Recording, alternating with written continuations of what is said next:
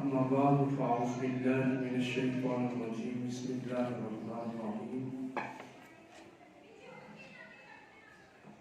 قال الله جل جلاله وعم نواله في شأن حبيبه ونبيه مخبرا وآمرا إن الله وملائكته يصلون على النبي يا أيها الذين آمنوا صلوا عليه وسلموا تسليما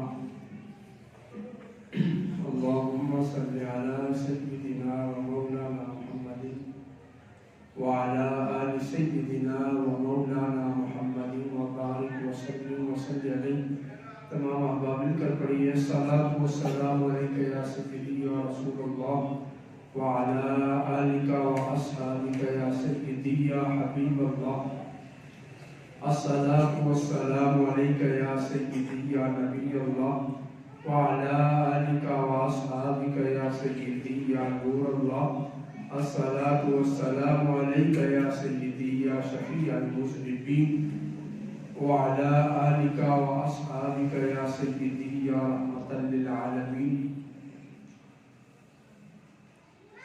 سورہ آل عمران آیت نمبر 149 یا ایہا الذین آمنوا ان تطیعوا الذین کفروا یردوکم علی اعقابکم فتنقلبوا خاسرین اے ایمان والو اگر تم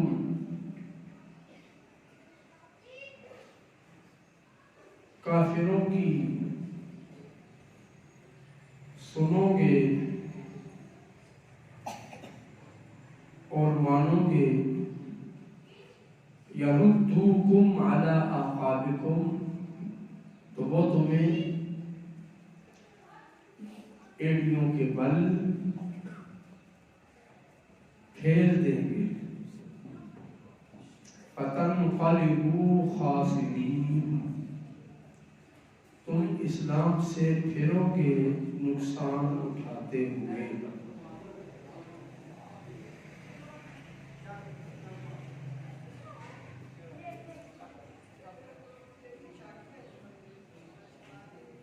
میدان احد میں جب منافقوں اور کافروں نے یہ بات اہل اسلام کو بطور نصیحت کری کہ تم محمد رسول اللہ صلی اللہ علیہ وسلم کی شہادت و وصال کے بعد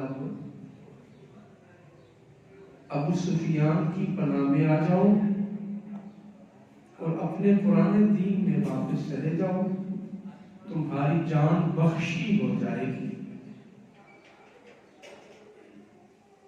امن پا جاؤ گے نقصان نہیں ہوگا تو اس پر تنبیہ کرنے کے بعد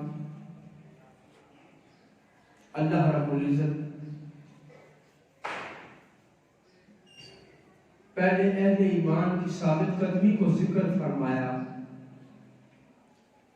اور اللہ نے ہمیں یہ پیغام دیا کہ دین کی راہ میں مشکل آ جائے تو پھر ان کی زندگیوں کو مشعل راہ بناؤ جو تم سے پہلے دین کی خاطر تلخیاں برداشت کر کے چلے گئے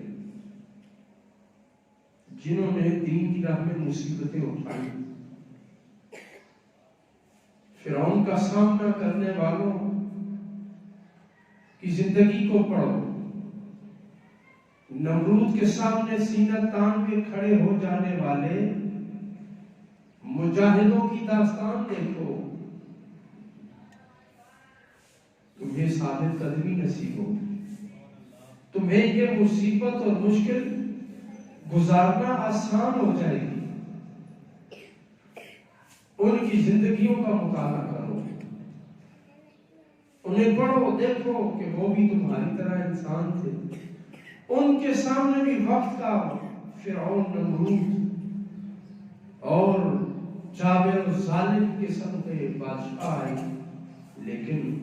خندہ پیشانی سے ان لمحات کو بھی گزارا، ان لمحات کو بھی خوبصورتی کے ساتھ گزارا، ان کی زندگیوں کو پڑھو۔ وَمَا كَانَ قَوْلُهُمْ إِلَّا أَن قَالُوا رَبَّنَا اغْفِرْ لَنَا ذُنُوبَنَا وَإِسْرَافَنَا فِي أَمْرِنَا وَثَبِّتْ أَقْدَامَنَا وَانصُرْنَا عَلَى الْقَوْمِ الْكَافِرِينَ۔ وہ تلے تنہا پورے لشکر کے سامنے کھڑے ہو کر یہ کہتے ہیں مالک تو ہمارے ساتھ ہے تو کوئی ہمارا کچھ نہیں بگاڑ سکتا۔ تو ان کی زندگیاں دیکھو، کتنے حسین لوگ تھے، وہ کیسے غازی تھے، ان کے غزوات کو دیکھو، ان کے جہاد کو دیکھو، ان کے صبر کو پڑھو، پھر تمہیں حوصلہ ملے گا، ثابت قدمی نصیب ہوگی، استقامت ملے گی، اور تم زندگی کی اس بازی میں سے شروع ہو جاؤ گے۔ آج بھی یہ حقیقت ہے کہ جب ایسے مجاہدوں کا ذکر ہوتا ہے، مجاہدین کا تذکرہ ہوتا ہے، تو پھر کمزور بازوؤں میں بھی طاقت آ جاتی ہے۔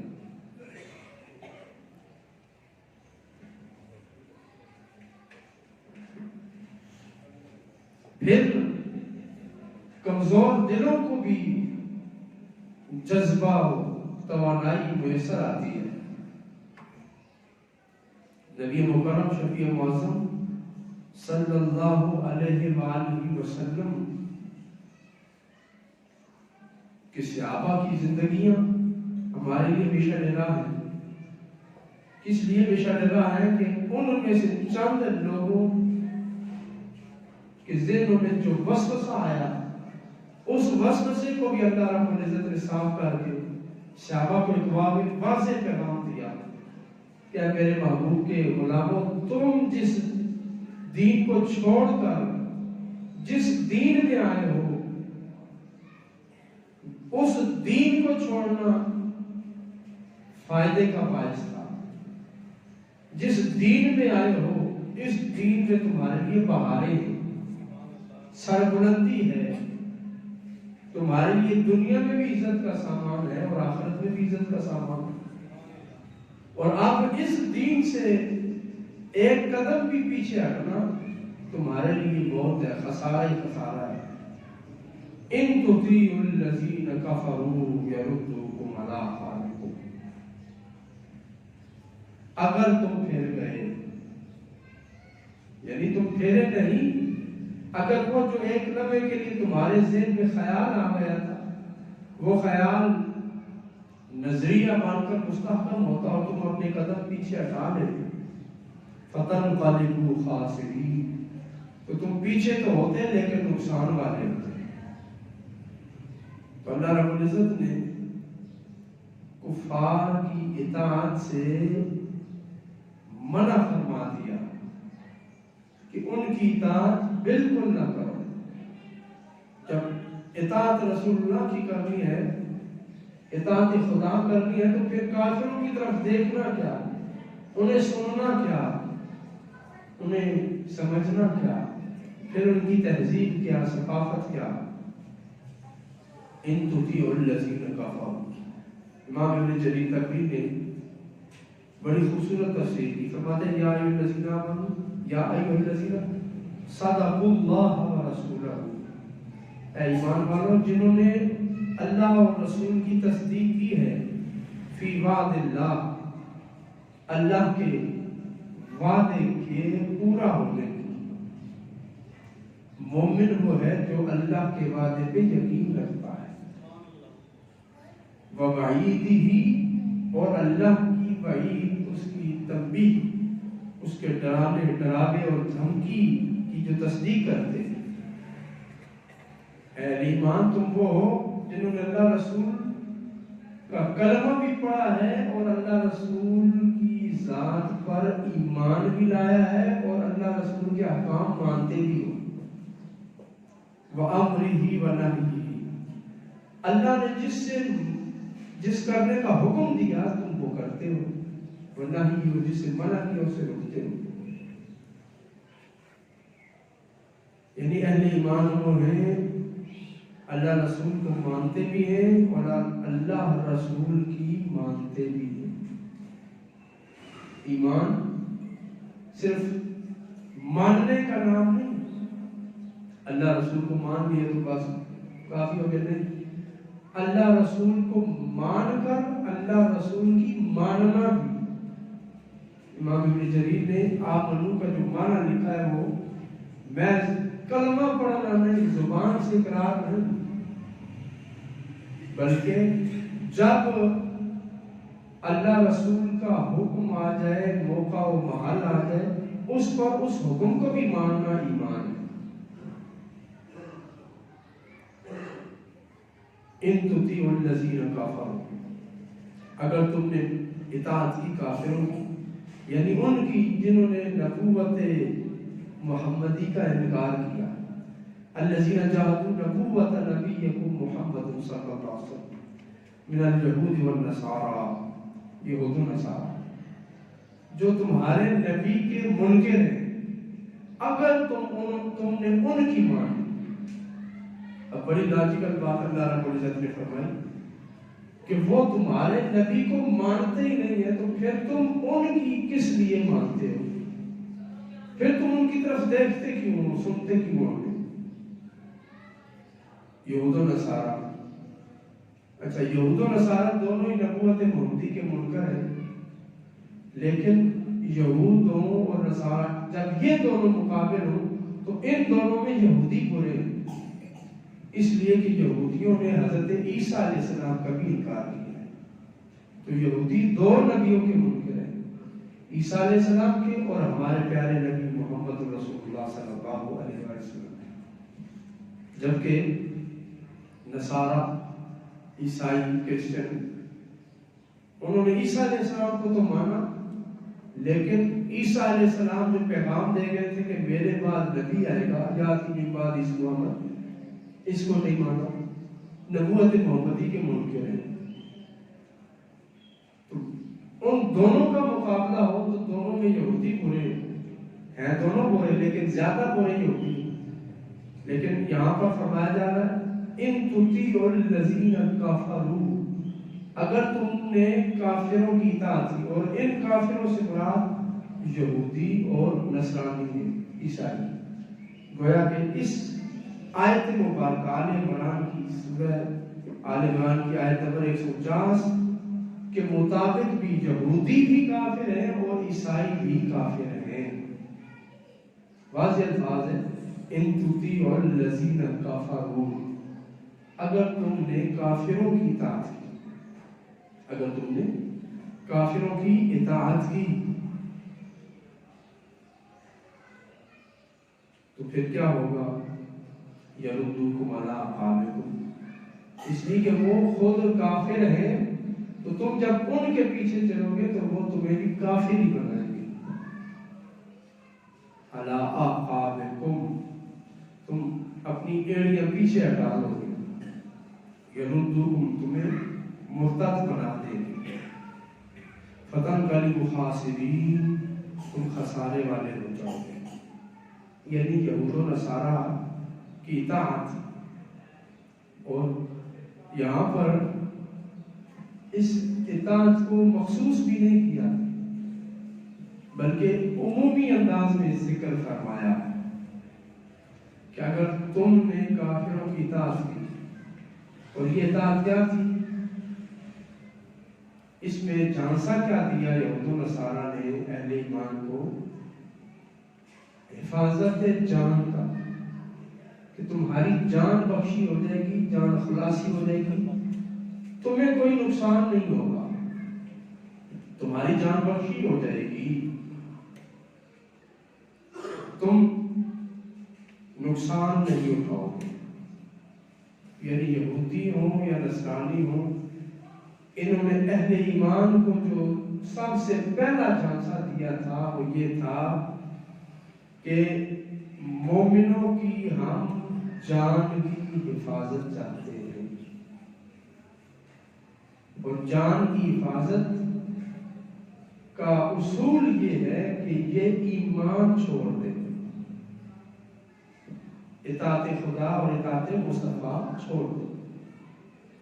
یہ میدان احد میں آج سے 1400 سال پہلے یہودی اور عیسائی سوچ تھی، وہ اپنے دین پر لانے کے لیے اہل ایمان کو یہ جھانسا دے رہے کہ ہم تمہاری سیف سائڈ کرنا چاہتے ہیں، تمہیں پروٹیکشن دینا چاہتے ہیں، تمہیں پروٹیکٹ کرنا چاہتے ہیں، ہمارا مطمئن نظر تمہاری حفاظت ہے، تم ہمارے دین پہ آ جاؤ گے تو بچ جاؤ گے، یعنی تم اپنے دین پر رہو گے تو پھر ہم سے نہیں بچ سکو گے۔ یہ یہودیوں کی اور عیسائیوں کی عدم برداشت ہے کہ وہ مسلمان کو مسلمان دیکھ ہی نہیں سکتے، مسلمان اپنے دین پر رہے، انہیں یہ بات گوارا ہی نہیں ہے، مسلمان اپنے دین پر کاربند رہے، انہیں یہ بات گوارا نہیں کہ مسلمان اپنے نبی کا کلمہ پڑھے اور پھر اس نبی کے احکام کو بھی مانتا رہے، یہ انہیں کسی صورت بھی برداشت نہیں۔ بس ان کا مطمئن نظر فقط یہ ہے کہ مسلمان اپنی مسلمانیت سے باز آ جائے، اپنے دین کو چھوڑ دے، اپنے قرآن کو چھوڑ دے اور اپنی جان کی حفاظت کی خاطر ہمارے پاس آ جائے۔ آج بھی یہی ہے کہ جو ہمارے ملک میں مرتد ہوتا ہے اس کو آج بھی یورپ سہارا دیتا ہے، جو یہاں اللہ تعالیٰ کی گستاخی کرے، رسول اللہ کی گستاخی میں توہین کرے، اس کو یورپ سہارا دیتا ہے۔ ٹھیک ہے، آ جاؤ، تم ہمارے ہو، تمہاری جان کی حفاظت ہمارے ذمہ ہے۔ سلمان رشدی سے لے کر آسیہ ملونہ تک کئی شاتمان رسول کو یورپ نے سہارا دیا، اور ان کی دعوت آج بھی یہی ہے کہ آ جاؤ ہماری طرف۔ اب مسلمانوں کی سلطنت، حکومت اسلامیہ، خلافت عثمانیہ کے ٹکڑے ٹکڑے کر دیے، اور پھر مسلمانوں کو کہا کہ تم ہماری چھتری کے نیچے جمع ہو جاؤ، ہمارے پاس آ جاؤ۔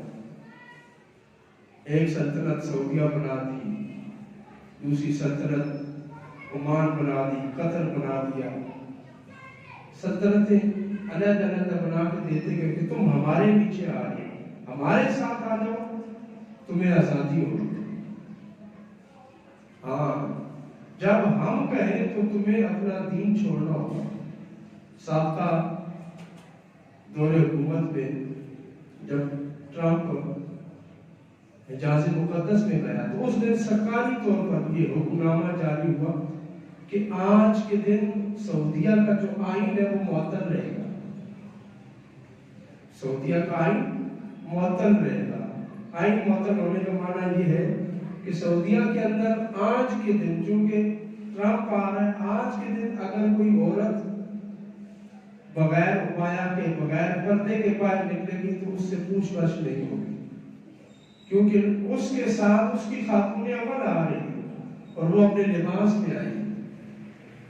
آج کے دن آئین معطل ہے، کوئی کسی کو قتل بھی کر دے گا تو اس سے نہیں پوچھا جائے گا۔ آج کے دن جو بھی کرے گا اس سے کوئی پوچھ گچھ نہیں ہوگی۔ تو ایک دن کے لیے انہوں نے اپنا آئین معطل کر دیا کہ آج کے دن اسلام نافذ نہیں ہوگا، آج کا دن کفر کے لیے۔ تو یہ یورپ ہم سے چاہتا ہے، اور آل عمران کی آیت 149 میں اللہ رب العزت نے واضح فرمایا ان تطیعوا الذین کفروا، اگر تم نے ان کی مان لی جنہوں نے کفر کیا، یردوکم علی اعقابکم، تو وہ تمہیں مرتد کر دیں گے، تمہیں دین سے پھیر دیں گے۔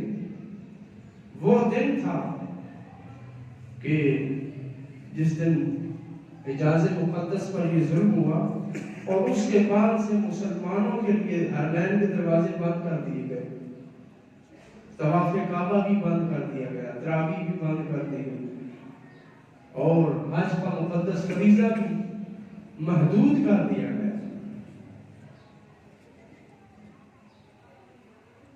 اور کورونا کے نام پہ ایک بہت بڑا اس امت کو ڈرامہ دکھایا گیا اگر کورونا ہے تو کل جو پریڈ ہوئی ہے 7 ارب روپیہ خرچ کر کے، وہاں تو کسی فاصلے کا خیال نہیں تھا، وہاں تو سب کچھ چل رہا تھا، تو کیا اس جگہ پہ وہ کورونا محفوظ ایریا تھا؟ کیا یہ پریڈ کرنا ضروری تھی؟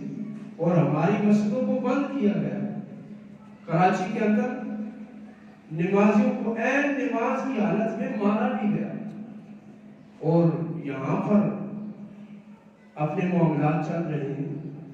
اس سارے یہودی اور نصرانی ایجنڈے کا مطمع نظر فقط یہ ہے کہ سب سے پہلے دین کو سیاست سے نکالا جائے، کہ دیندار لوگ سیاست میں نہ آئیں، دینی سوچ رکھنے والے سیاست میں نہ آئیں۔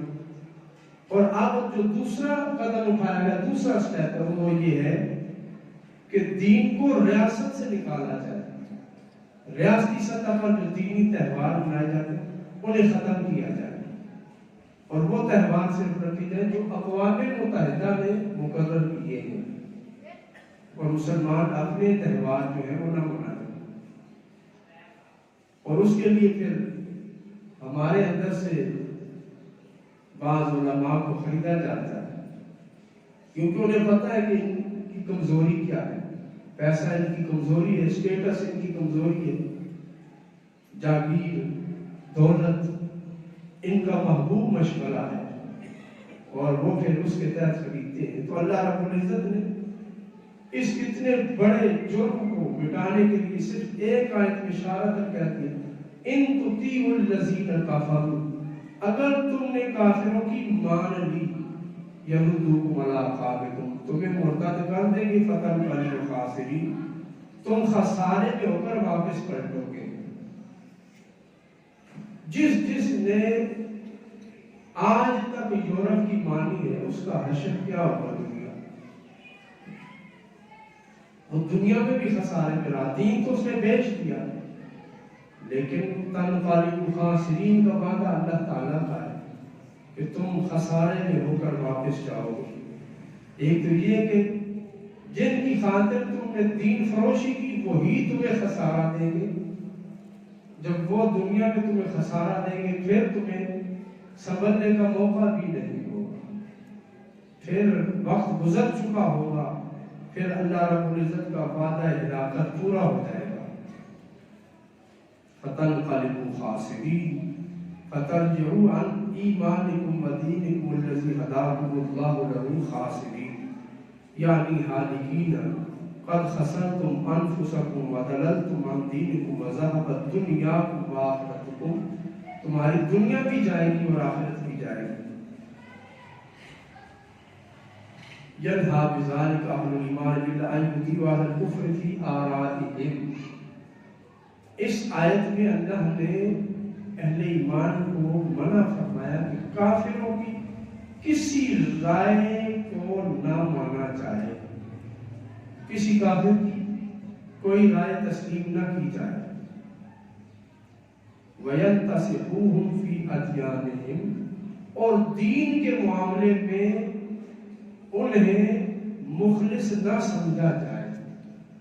اگر دینی حکم ہے اس کا پورا کرنا ہے تو اس معاملے میں اگر کوئی کافر رائے دیتا ہے تو اس کی قطعاً رائے نہ تسلیم کی جائے، کیونکہ کافر جو ہے وہ تو اس کی مطمع نظر صرف اپنی جان ہے، اور اس حفاظت جان کے لیے وہ خوف میں مبتلا ہے، سوء ظن میں مبتلا ہے، اللہ تعالیٰ کی ذات پر اسے کوئی توقع اور سہارا نہیں، اس لیے کافروں کی کوئی رائے بھی قابل تسلیم نہیں ہے۔ کافر اگر کوئی اچھی رائے بھی دے تو وہ بھی عام مومن کو یہ حق نہیں کہ وہ اسے تسلیم کر لے، بلکہ اہل ایمان کے پاس جائے، جو اہل ایمان اطباء ہیں، اہل علم و دانش ہے، ان کی طرف رجوع کیا جائے، وہ اس کے بارے میں کیا کہتے ہیں۔ حال ہی میں یورپ کے اندر ایک عربی اسکالر ہے، حدیث نبویہ کے عنوان پر گفتگو ہو رہی تھی، تو ایک مولد تھا، اس نے براہ راست چیلنج کیا کہ آپ کے نبی نے فرمایا کہ جو بسم اللہ الرحمن الرحیم پڑھ کے زہر بھی پی لے تو وہ اسے نقصان نہیں دے گا. تو یہ کیسے عقل میں نہیں آتا. اس سکالر نے سمجھایا کہ یہ اس کا تعلق ایمان کے ساتھ ہے، جذبات کے ساتھ ہے. کہ جب بندے کے اندر جذبہ ہو، اعصابی طاقت ہو، تو وہ اس کا سامنا کر لیتا ہے. بسم اللہ کا معنی ہے کہ اللہ کی ذات پر مکمل بھروسہ کرنا. پھر حضرت خالد کا واقعہ بھی سنایا تو اس نے آگے سے مطالبہ کر دیا کہ آپ مجھے براہ راست پوائزن پی کے بتائیں، دکھائیں. تو اس عربی سکالر نے براہ راست سب کے سامنے وہ زہر پیا بسم اللہ الرحمن الرحیم پڑھ کے، اور پورا آدھا گھنٹہ قرآن جاری رہا. اللہ کے فضل و کرم سے اسے آج تک کچھ بھی نہیں ہوا. یہ اہل ایمان کا ایمان ہے. ایک بندہ ہے، مصیبت آ گئی، وہ مصیبت سے پہلے ہی اس کے اعصاب پہ مصیبت سوار ہو گئی، اسے خوف زدہ کر دیا گیا، اس کا دل بٹھا دیا گیا، تو وہ اس کا مقابلہ کیسے کرے گا؟ اسے اعصابی طور پہ کمزور کر دیا گیا. اب ہمارے یہاں بھی یہ ہوتا ہے، بچی آ گئی، اس کو جن چمٹ گئی تو عاملین کہتے ہیں اس پہ کالا جادو ہو گیا، فلاں دیو آ گیا، فلاں دیو. وہ پہلی حوصلہ آ جاتی ہے. اسی طرح ڈاکٹروں کی ہے، جو پرائیویٹ ڈاکٹر ہیں ان کے پاس مریض چلا جائے، ذرا سا دانہ ہوگا تو پورا فٹ بال بنا کے اس کو دکھاتے ہیں کہ یہ تو کینسر ہو گیا، یہ تو مر جاؤ گی، تباہ ہو جاؤ گی. وہ بیچارے پیسے گر جاتے ہیں، مریض ویسے ہی بستر پہ پڑ جاتا ہے خوف کے ساتھ. تو یہ امت مسلمہ کو اللہ رب العزت نے اس خوف سے نکالا اور فرمایا تم اہل ایمان ہو، تم سر بلندی والے ہو، تمہارے حوصلے بلند رہنے چاہیے. اور اگر کسی معاملے میں تمہارا حوصلہ پست ہو بھی جائے تو ان کی داستان پڑھو جن کے حوصلے بلند تھے. بلند حوصلے والوں کو دیکھو کہ انہوں نے کیسے مقابلے کیے ان آفات کے، ان مصیبتوں کے، ان پریشانیوں کے، اور دنیا میں سرخرو ہو گئے. آج ہماری کیا حالت ہے؟ صبح و شام دن رات قوم کو خوف زدہ کیا جا رہا ہے، پریشان کیا جا رہا ہے، ڈرایا جا رہا ہے، جیسے کہ یہ کورونا اللہ تعالیٰ سے بھی زیادہ طاقتور چیز آ گئی ہے. کہ اللہ تعالیٰ کی جو شفا دینے والی طاقت ہے وہ بھی اس کے سامنے عاجز آ گئی. نعوذ باللہ من ذلک. اس طرح اس کورونا کو پیش کیا جا رہا ہے، جبکہ یہ مرض ہے، بیماری ہے. بیماری بھی اللہ کی طرف سے ہے اور اس کی دوا بھی اللہ کی طرف سے ہے. بیماری کا لگنا بھی اللہ کے اذن اور حکم سے ہے. اس کے اذن اور حکم کے بغیر کوئی بیمار بھی نہیں ہوتا. جب اس کا اذن آ جاتا ہے تو پھر بندہ بیمار ہوتا ہے. پھر اللہ کا اذن ہوتا ہے تو شفا ہوتی ہے. اذن نہ ہو تو بندہ ہزاروں دوائیاں لے کر ہے، شفا میسر نہیں آتی.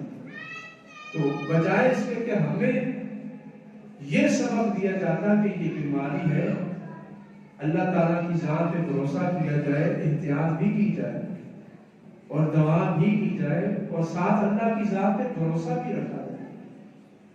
اس کے برعکس قوم کو ڈرایا جا رہا ہے، دھمکایا جا رہا ہے اور طرح طرح کے وسوسے پیدا کیے جا رہے ہیں.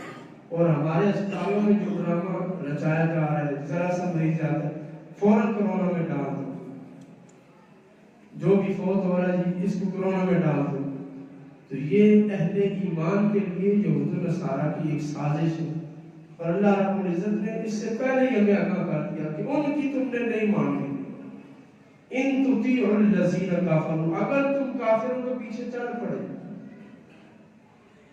یردوکم علی اعقابکم، تو وہ تمہیں مرتد کر دیں گے.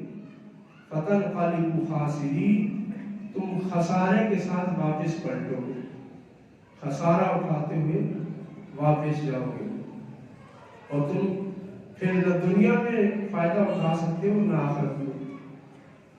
ساتھ فرمایا بل اللہ مولاکم، بلکہ اللہ تمہارا مولا ہے.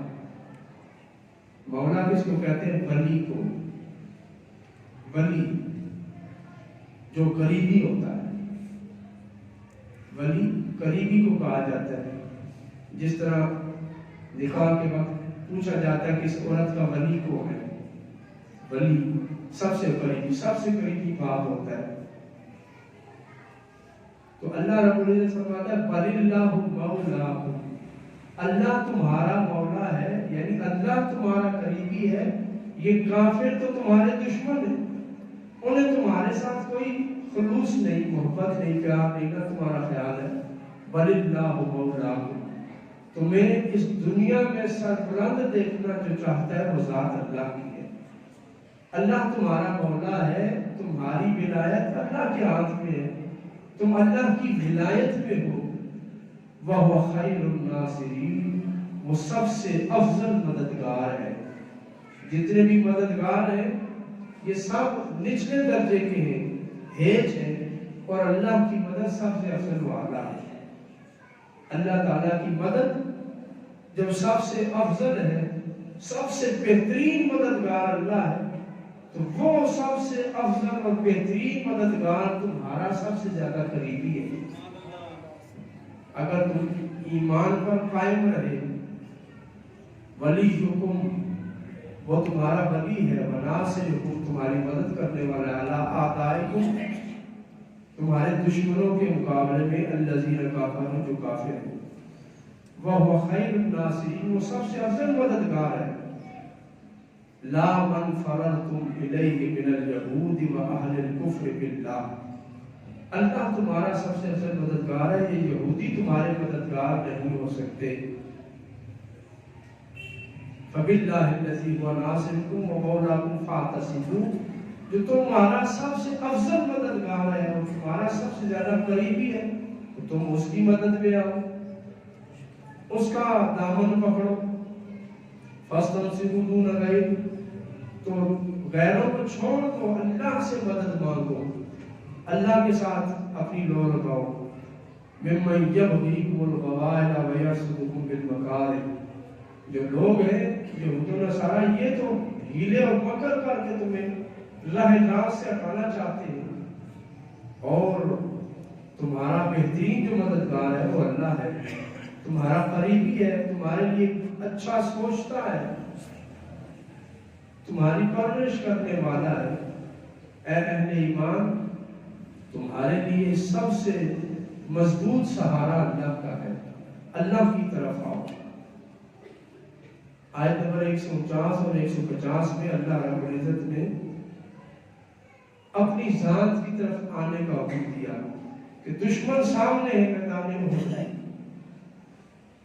اور دشمن کہہ رہا ہے کہ آج ہم تمہیں ہم پناہ دیتے ہیں، تمہاری جان بخشی ہو جائے گی، تم بچ جاؤ گے، مگر نہ مارے جاؤ گے. اور اللہ رب العزت کہتا ہے کہ ان کی طرف مت جاؤ، تم میری طرف آؤ، تم دنیا میں سربلند ہو جاؤ گے.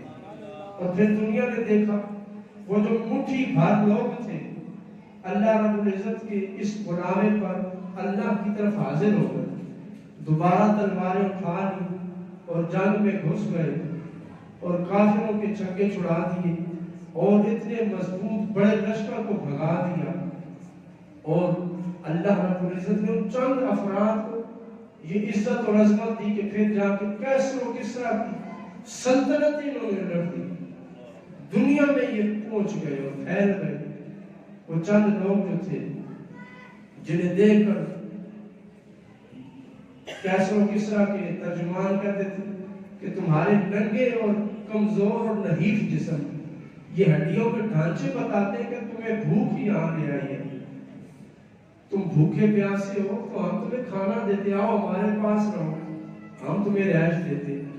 یہ حالت تھی اہل ایمان کی کہ جسمانی طور پر کمزور تھے لیکن ایمانی طور پر مضبوط تھے، ایمان لے کر گئے تھے. تو وہ ترجمان کہنے لگے تم غریب لوگ ہو، ترس کھاتے ہوئے کہنے لگے کہ ہم تمہیں کھانا بھی دیں گے، پینا بھی دیں گے، اچھی رہائش دیں گے، ہمارے پاس آ جاؤ، تمہاری ہم بھوک مٹا دیں گے.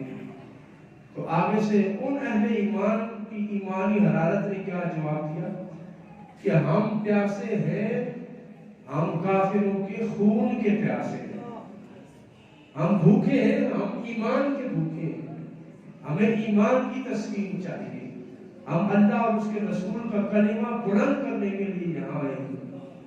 تو غور کیجیے، وہ لوگ جو اپنے آپ کو اتنا مضبوط سمجھتے تھے اور ترس کھاتے ہوئے ایمان کو کہتے آؤ ہماری طرف، ان لوگوں کے دل میں کیا تھا؟ صرف اللہ کی ذات پر مکمل بھروسہ تھا، اور انہوں نے یہ خطاب سنا تھا بل اللہ مولاکم وہو خیر الناصرین۔